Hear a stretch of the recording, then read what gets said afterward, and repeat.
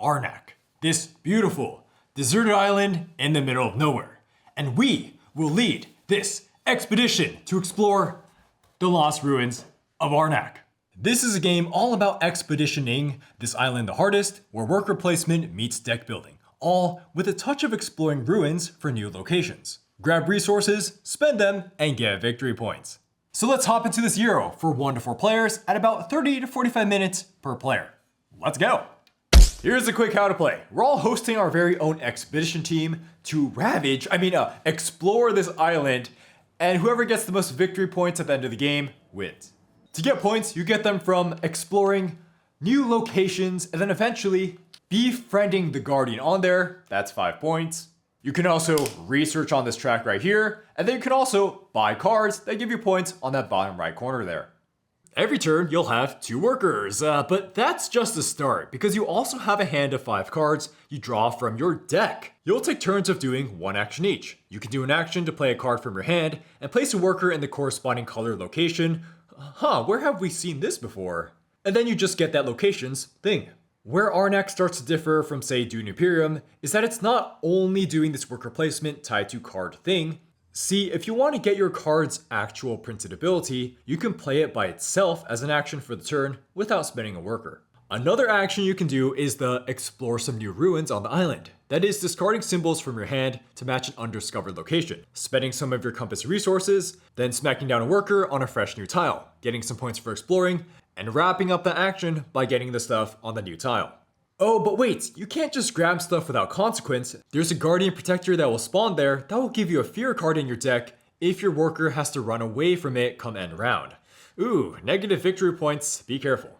To kill, I mean overcome, aka pay tribute to the Guardian, you just spend its required resources as an action, and bam, that's 5 victory points for you, and the Guardian is gone from the board.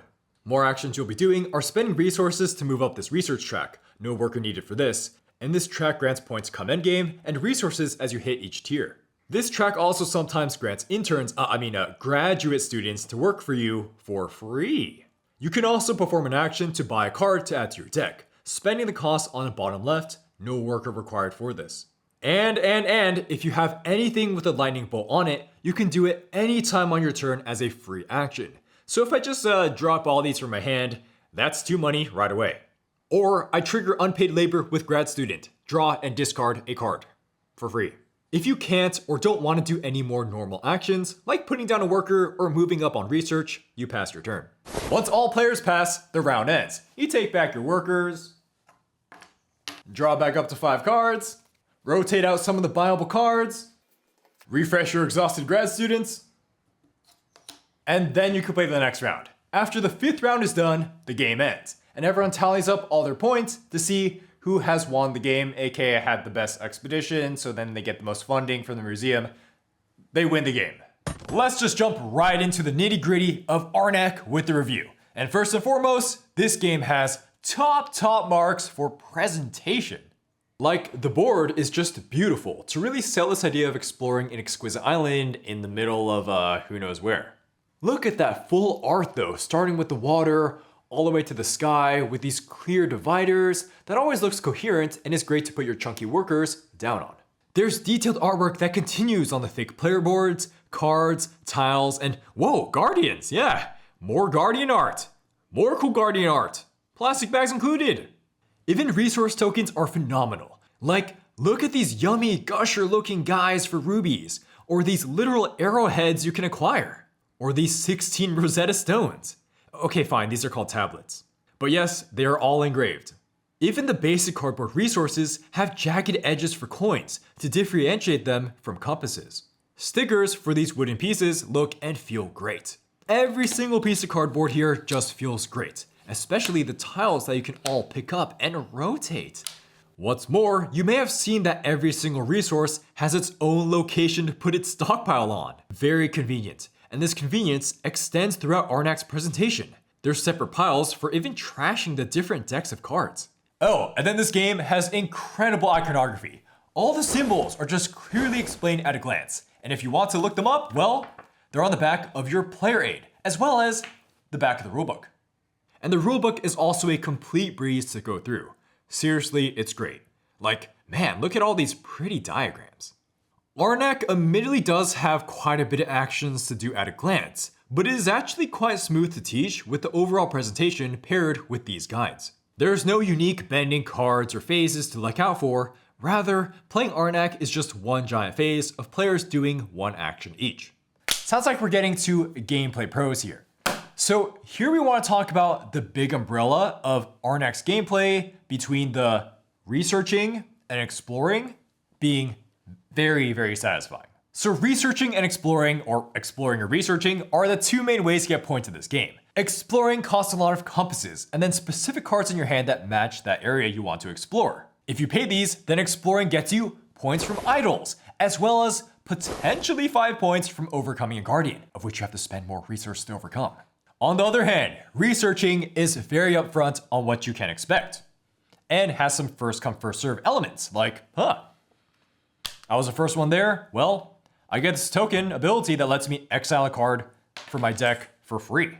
So both of these are definitely worth going for, and Arnak constantly throws these questions at you of, how much of each should I do, and how should I time my actions of each?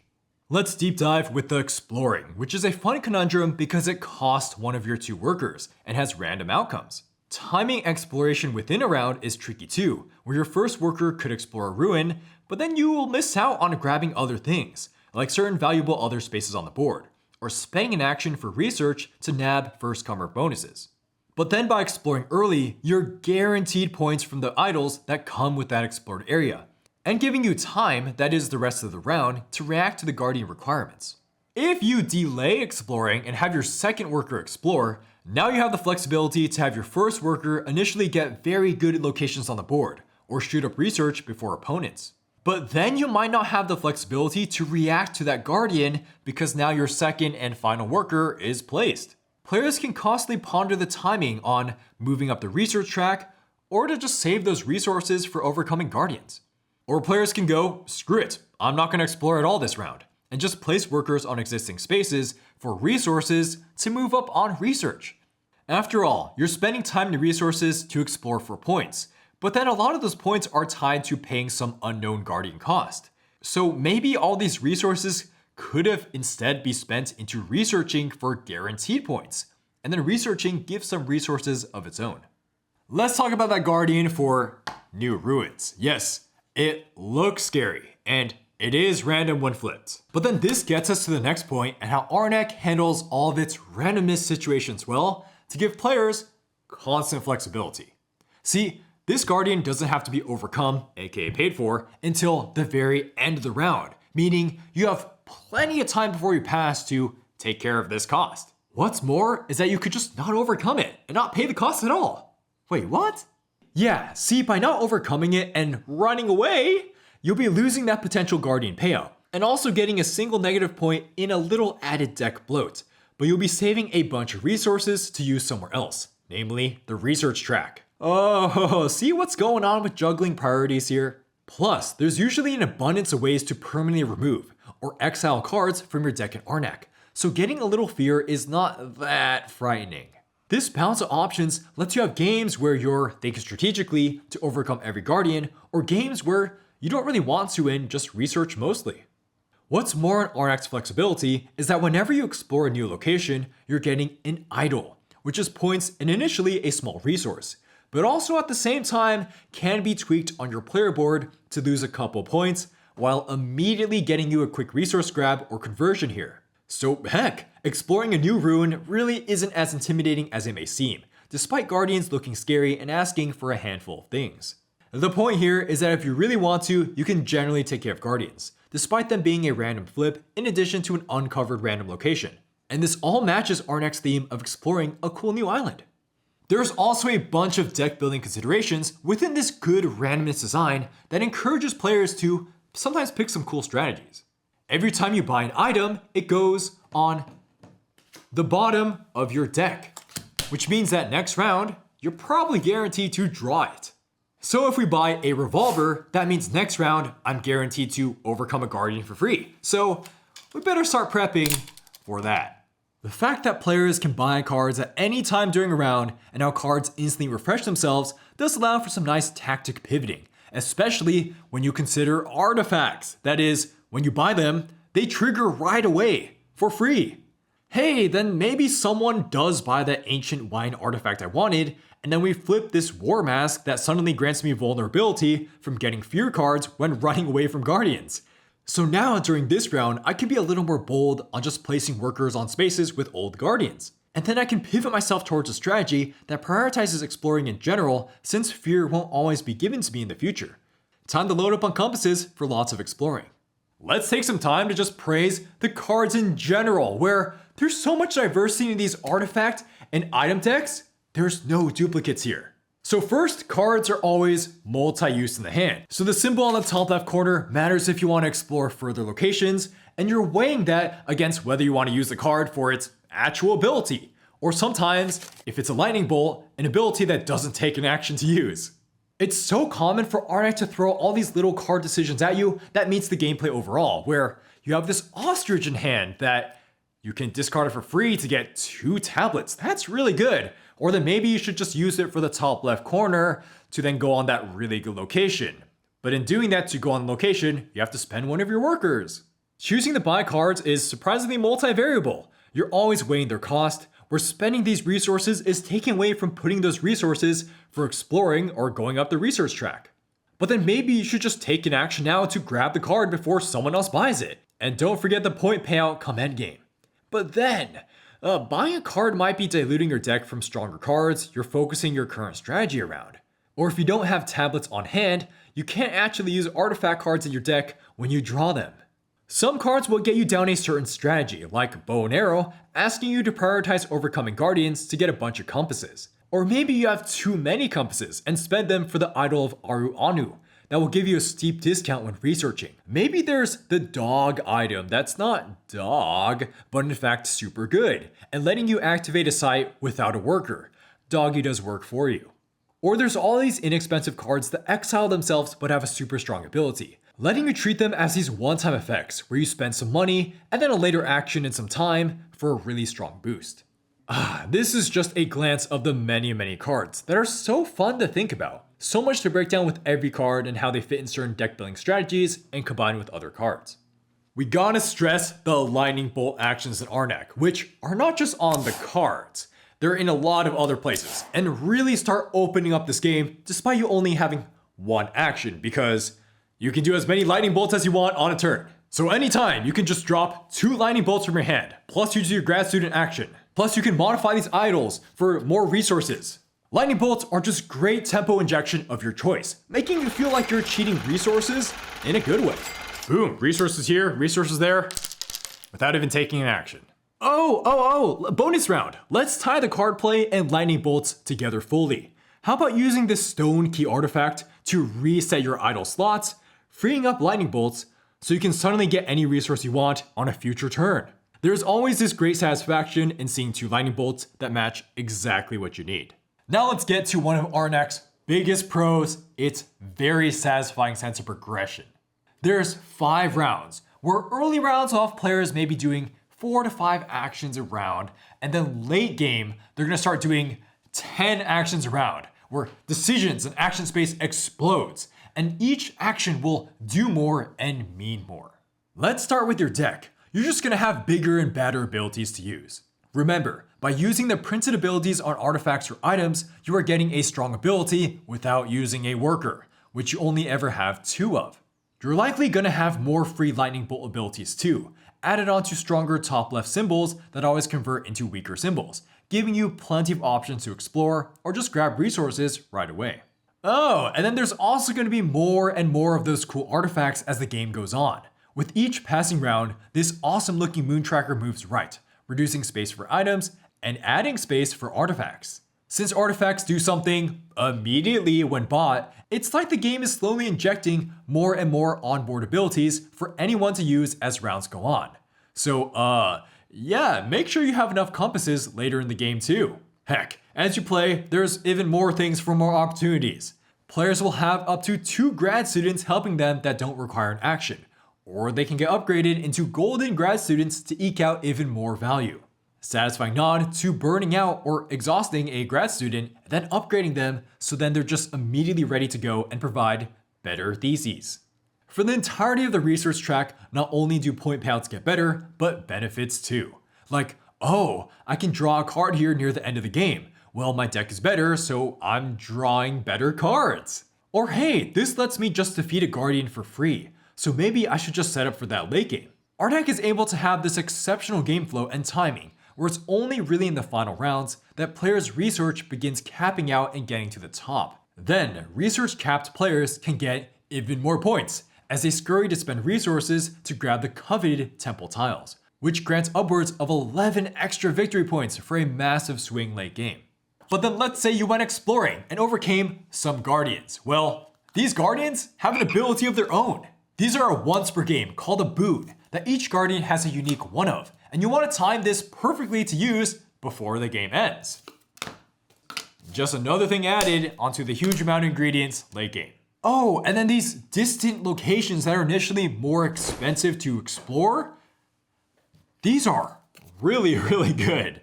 These really distant locations and then somewhat distant locations just expands everyone's worker placement options as the game goes on. But super awesome that worker placement continues to feel tight with even new locations, since explored locations are so power cramped that players will be really competing in later rounds to grab them. And then even basic locations like the ones that grant compasses are massively fought over late game if there's no new compass giving site. And remember those idols you might get from exploring throughout the game that you maybe haven't spent for lightning bolts? Well, if you don't convert them right away, you can save them for late game to convert a bunch into whatever you want. That's tons of flexibility. Convert, convert, convert. Again, it's like cheating resources. For replayability, Arnak is pretty good too. There's 40 items and 35 artifacts. And the order in which they come out every game really does matter. You're also going to be mixing and matching 15 guardians onto 16 different site tiles, so there's no shortage of combinations here. The board also looks slightly different with different research tiles here, and then the idols on the board will be randomized every game. Speaking of board, there's a backside to the main board that is the Snake Temple. This has tweaked travel costs to locations, with some locations just harder to get to, and a tweaked research track. Like, the research track resource payouts and points are really different. You even get fear for moving up here. Graduate students also have a tweak of being able to research them with their magnifying glass token, but costing an idol to get, and they come in exhausted. We've only played this once solo, so we aren't sure on balance, but we will say that this side is definitely more unforgiving and forces players to explore a lot more. Now let's talk about that solo mode specifically. That is, it is really clean and easy to hop into. The robot automa that is implemented uses a 10 tile deck, where you can just rotate out tiles if you want to change difficulty. This automa has you flip a tile for each of its turns, doesn't collect resources, and for any tiebreaker, you just look at its top arrow on top of its remaining deck. How clean is that? This robot is going to continually advance the game to keep you on your toes, like exploring a new location every round, buying items and artifacts every round, and has a basic but much appreciated likelihood of sometimes not killing their guardian, so you can swoop in and kill it. Overcome it. It's not just solo that's good though, it's all players up to the listed 4 that plays well. With different counts, the starting areas get blocked off a little, really changing some of the tightness with worker placement there. And then the research track will change some of its quantity of rewards. 3 to 4 players has more of this rush to explore locations before all these slots are filled up. And then also you can do this cool thing of overcoming more guardians that your opponents maybe didn't get to overcome. So that's extra sources of points. Over here, there's also more competition for those first come, first serve research benefits. 2 players is totally fine though, where it's more lenient in board tightness, but has less downtime. You likely won't see the exploring sites all filled. With 4 players, you almost always will. Cons time.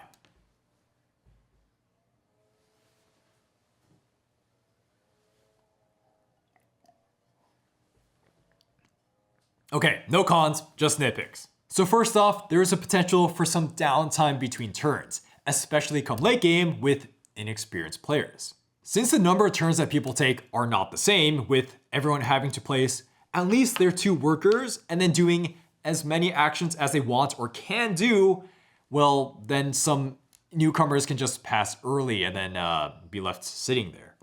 Again, this is just kind of the nature of the game, with the resource efficiency needed with an uneven amount of turns. Actually, in later rounds, especially the 5th round, there can be a lot of thinking on each turn due to how players don't want to mess up action chains as they're optimizing points. You really need to have your worker go in exactly the right area, so then you'll have enough to pay for the tech track, which will then give you more resources to finally explore, and then so you're looking at the cards in your hand that will let you explore, and debating if those cards are worth spending now. It's just the nature of the game where you don't want to be off on a single one of the 5 resources on a later turn, or else you might be losing, say, a 5-point swing. Luckily though, when you pass for the 5th round, you're just out of the game, you can't do anything else. So you can just count your points and then you can be out of there. This ties perfectly into the next nitpick, where the listed 30 minutes per player is likely too generous for most groups. This may be closer to say 40 to 45 minutes per player, but we will say that with adding more people, the complexity doesn't up by too much. So when playing with 4 people, the game shouldn't take too much longer than 2 hours, 15 minutes or 2.5 hours. Then let's get a little bit back to the solo play, where playing against the bot is not really that similar to humans, if you're concerned about counterplay. See, the robot only ever has one of each action around, so it's very easy to just know that the robot is never ever going to buy an item again in that round once they've bought one, or how they only ever buy the most or least expensive card anyways. Whereas in playing against a human, sometimes you need to be a lot more diligent in monitoring their resources to see if they can buy something that you really wanted. This is really not a big deal, especially considering that the robot is pretty hard to play against when you tune their difficulty all the way up, and they love to take your spaces on the board with their 6 workers. They have 6 workers. Component nitpick time. About half the plastic bags are garbage quality. Like, these are the thinnest things ever that will start wearing as soon as you open them once. It really felt like, how thin can we make these plastic bags so that we can include them and then just say we included them and not worry about their thickness. Now it's time for the recommender score of The Lost Ruins of Arnak, where we try to critically evaluate the game given the aforementioned pros and cons, and also with the caveat of, is this even a good idea in the first place? So, The Lost Ruins of Arnak is gonna get a 9 out of 10. It is excellent. Arnak is a very, very clean resource conversion puzzle. Yep, that's what this is. It's a resource conversion puzzle. The game's actions ultimately boil down to get resources or spend resources. There's no extraneous positioning or conflict or phases you have to worry about. No, that's not in this game. It's about optimizing your stuff across 5 rounds to max out your victory points, mostly through researching and then exploring in a Euro. But then plenty of this expedition-y randomness is incredibly well handled for how semi-casual-ish this game ends up being. Arnak is just going to be somewhat casual in being a resource puzzle with lots of emergent randomness, artifact and item flips with different point payouts but constantly cycle out, and exploring has all sorts of combinations of what can happen. But as addressed in the pros, Arnak's beauty is that its girth of options to find that perfect resource match, whether they be lightning bolts or not, help you work around the random occurrences. So like, sure, with the randomness, you can definitely get an exploration combo that looks like this, and it's like, woohoo! Just got stuff and can immediately spend it for Guardian Overcoming. I didn't know any of that would happen. That was easy. Or in the final round, you buy an item for points, and then it gets replaced by something that is cheaper and worth more victory points. Arnak is a slightly casual Euro, where bad hands can become decent because of some artifact ability that gets flipped mid-round. Plus the deck building in Arnak, while filled with plenty of exiling card potential, and you only starting out with a controlled small deck of 6 cards, the deck building can still immediately lead to some weird hands late game where your strong cards just don't come up. There's only 5 rounds in Arnak, so you're not going to be cycling your deck very often there, making RNG hurt a little more. Don't expect some epic strategy deck builder or predictable endgame sequencing of actions here. Rather, Arnak is a game that thrives on having a close information horizon, where stuff keeps constantly updating on what is possible in rounds from reasonable randomness. The sweet part about that is that there's never a sense of autopiloting into a specific strategy, and you must keep tweaking resources. Does exploring the Lost Ruins of Arnak feel like an Indiana Jones expedition? Well, no, not really. You're mostly focused on shifting around your resources here, and then plopping down workers, to get more resources. And then going up this research track to get to this lost temple might need some imagination to make sense, but hey, this game has a lot of awesome heart, so that helps the medicine go down. I mean, okay, what is even like points in this game thematically, right? And like, yeah, axing or macheteing away your fear kind of makes sense. I mean, kind of. The Lost Ruins of Arnak is simultaneously very abstracted and sometimes thematic, which is kind of unavoidable with such heavy card play and resource puzzling. Arnak is also not a game that necessarily facilitates interesting table talk, yet it might not feel as solitaire as other Euros, since research track racing is so crucial for endgame points, and worker placement is pretty tight. Some players will find the counterplay of monitoring their opponent's bright resources and grad student options to be a perfect amount.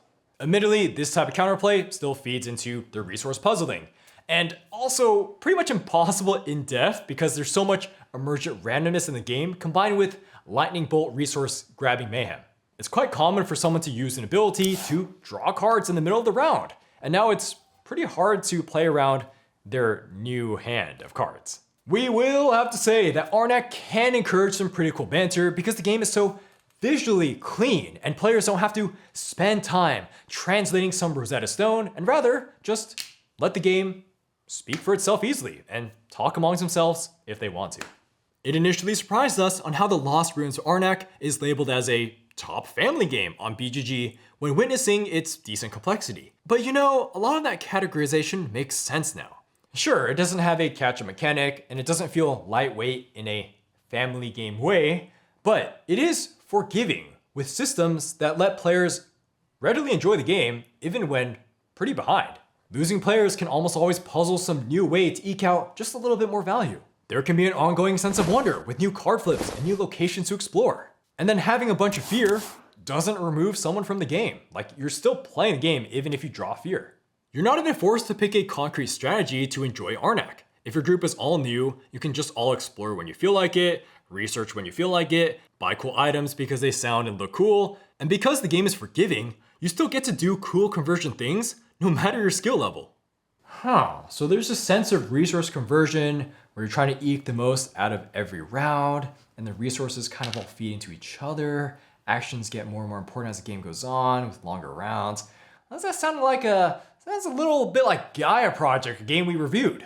Lost Ruins of Arnak is kind of like Gaia Project Light, with those same feelings of weaving resources in progressively more epic rounds, but then Gaia Project is way more complicated than Lost Ruins of Arnak. The Lost Ruins of Arnak feels like a fantastic gateway into much heavier, more serious Euros. Arnak can easily rope you in with everything being clear to follow, but doesn't have quite the depth of Gaia Project's crazy asymmetry and variable board states. Oh, and that Gaia Project research track is huge. Or compared to Great Western Trail, Arnak doesn't have those multiple victory point sources layered onto the deck building and large amount of actual building options. Just remember that these Euro hardcore classics may have more fair feeling outcomes and depth, but are longer than Arnak and way harder to learn. Anyways, the Lost Ruins of Arnak is a brilliantly presented resource conversion puzzle with just enough randomness to keep you on your toes without really feeling that zany. All in this fairly believable island for you and your grad students. For additional content in the box, there is a free Arnak Expedition Fund made by the designers that we have yet to try. But hey, if you like a lot of solo play, that could be worth a really cool shot. My personal score for Lost Ruins of Arnak is gonna be a 7 out of 10. It's a good time for me.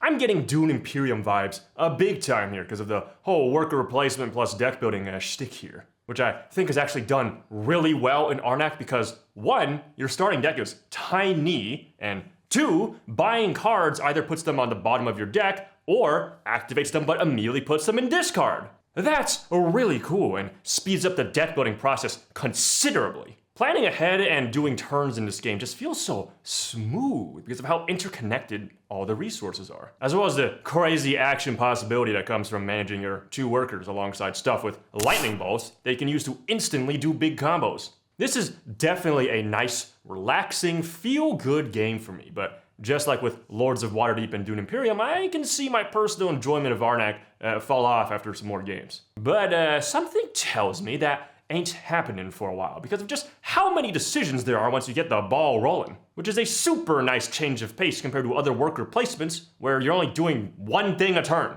I also really like the theme and art of Arnak because when I look around the board and see all the super vibrant art alongside the excellent components and chunky wooden meeples, I get way more engrossed with the physical experience of the game. Everything here is absolute eye candy, and I super appreciate the excellent iconography that never gets in the way of letting all the art speak for itself. Seriously, just look at the full art board and how cleanly all the different sections are divided. This is always something I wished more games would do. Please make the boards full art that smoothly have distinct color transitions, like how Arnak goes from water to ruins to sky. You know how many other games just make their boards have a bunch of boxed off sections with totally different art? That, or just have boring backgrounds in general? Dune Imperium does both of those. Like, what the fuck? Also, can I just say that the decision to make the board vertical instead of horizontal is actually a godsend? You know how annoying it is for other games to be the person who has to be looking at the board upside down?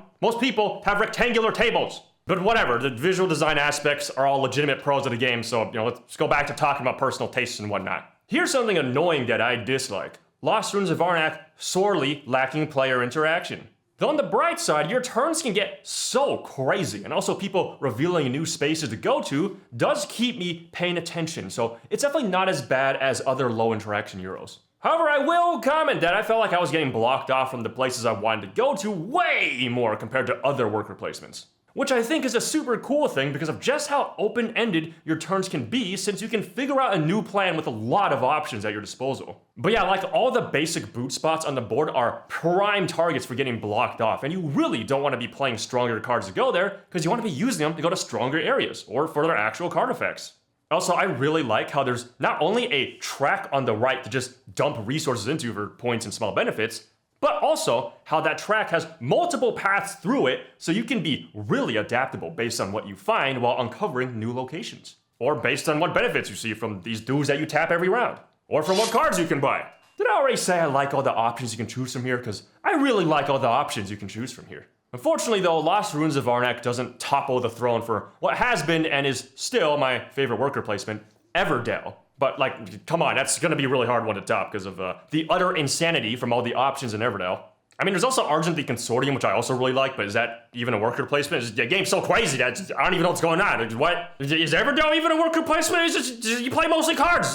What? These games are also hybrid at this point. But regardless, Lost Ruins of Arnak is definitely pretty cool. It's easygoing and fun to look at, so I'm always down to play. But for all the dudes we play with, not really sure how often this one's gonna get brought out. My personal score for the Lost Ruins Arnak is going to be a 7 out of 10. I have a good time with it.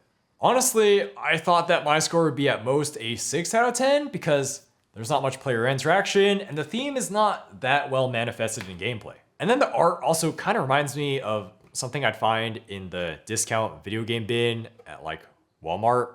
All these bright colors and the island theme. Look, I'm not saying the art style is bad, it just leaves some kind of weird mystery or puzzle game taste in my mouth. And I did not have good experiences with those games. Okay, whatever. On to actual gameplay here. Holy cow, I'm impressed. Even after many playthroughs of this, I still like it. The presentation ends up being brilliant on my eyes, which makes the medium weight puzzling complexity perfect to feel like I have just enough to think about, engaging me perfectly while never tiring me out. If I want to do a lightning bolt action, well, I might as well just do them all at once on my turn. There's no limits there, this feels just good to trigger. If I want to set aside some resources on my board, I know I'll be spending later this round.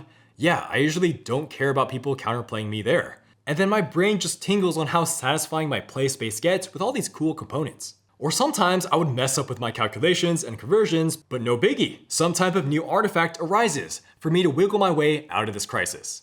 And that doesn't feel zany to me, rather extremely clever in this semi-casual Euro. So while after a game, yeah, nothing really epic happened, and there was nothing too memorable, I had a good time with satisfying logical turns and novel injections of new abilities as I buy cards, and I usually didn't know who was gonna really win until we started tallying points end game. I just don't have to do an insane amount of planning in Arnak because you have to continually adapt. And that lets me eventually settle on a strategy. Instead of spending the first couple rounds stressing out and just trying to go crazy on planning something out like a Gaia project. While those steps and planning a Gaia project are madly satisfying when they do pan out, I'm not always game for that amount of thinking, and also, I don't like to wait for others in multiplayer to do all that planning on their end. So yeah, Lost Ruins of Arnak also conveniently hits this sweet spot for me in downtime in a Euro, where since the game is not that complex, others don't think too hard. And I'm just pleased looking at the board anyways, so I don't mind waiting. For me, Arnak was just about as enjoyable multiplayer as it was single player, and wow, that's a feat. I am concerned about replayability for me though. If I play this 3 more times, which would bring me to 8 total plays, I think a lot of the magic will wear off, and I think my score will lower to a 6, maybe even a 5 out of 10. And then I'm also a little tired of just having to go for exploration or research for points. That's it. But then this linearness, this simplicity of just doing A or B for points is part of this game's beauty, so yeah, something about these Euros with set boards has me really scared for replay value, like Dune Imperium. Despite its deck building and some asymmetry, had my personal score get lowered because the board was always the same. Anyways, Lost Ruins of Arnak, I don't feel like I went on an expedition. The game feels a little point salad-y for me, making theme kind of a wash, but I always had some cool optimization while playing. All while my eyes and brain are very pleased with how looking at Arnak feels. Hey, thanks for watching the video. If you want to check out Dune Imperium, another game that does worker placement and deck building kind of like this, check out our review right there, I think. Right there? Yeah. And then we got our patrons to thank. We got Manuel G, Brian C, Clifford H, Bora, Jeremy M, Charlie P, Quinton S, Alvin Y, Vom CK, Matt G, Spirit 71, Ryan J, Brad G, Tiamo, Mark A, James M, Evan B, Charles P Jr., Josh J, Baspar, Rado, Sophie, Colin Allen, Hudson T, Pearson B, Omar F, MY, Ethan P, Bradley J, John C, Dirk S, Access Co, Alex L, Rob R, Spencer 2, Dave F, Josh R, Pat, Cyril C, Elwayne, Colin M, Amir H, Riley Spin, Keanu S, Alba Books, John P, Nicholas R, Andre, Kevin G, Alex G, Tim W, Jordan F, Ben A, Jeff B, Peter, Michael Z, Jeremy G, Vivian J, 10, Gino D, and Andre B. We also got our Mad Lads cardboard. We got ZL, Jeff L, Peter Z, the Doctor, and that guy right there. We also got our Mad Lady cardboard. We got Amy. As always, let us know what reviews you want to see. This one was a very popular game, was suggested a couple times, and yeah, the hype pretty much panned out well. Yeah, so remember to like, comment, subscribe. See you guys later. Bye-bye.